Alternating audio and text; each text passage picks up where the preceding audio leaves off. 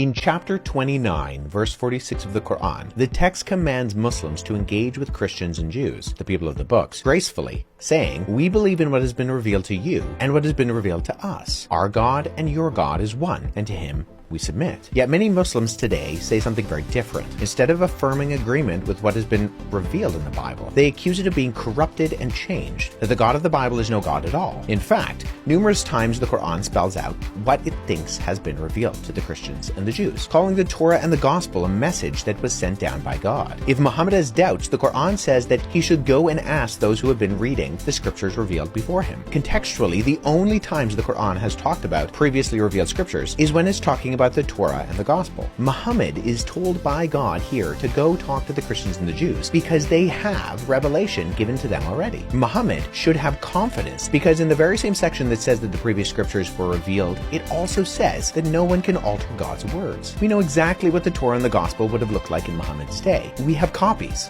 in fact, that come from the Arabian Peninsula during the time that Muhammad lived. These of course don't differ in any significant way in their core doctrine and teaching from any of the other thousands of manuscripts that predate the 7th century. In chapter 5, verse 46 and 47 of the Quran, it lays out a chain of custody that God sent down the Gospel to Jesus confirming the Torah, both of which contained guidance and light, and said that the people of the Gospel, in other words the Christians, must judge by what God has revealed to them in the Gospel. If they don't judge by the Gospel that God has given to them, then they're referred to as the defiantly disobedient. The Quran has already stated emphatically that the Gospel and the Torah were given by God, that these are revelations in the same inspirational vein as the Quran, and that they should be treated as such by Muslims. God's revelation in his word cannot be changed, and therefore if Muhammad has doubts, he's told to go to those who had the scriptures before him, the Christians and the Jews. The implication is that the Torah and the Gospel existed in Muhammad's day, enough to connect these revelations with the Christians and the Jews as reliable sources to go to. We have tangible physical evidence of what the Christians and the Jews would have understood as the Torah and the Gospel in their day.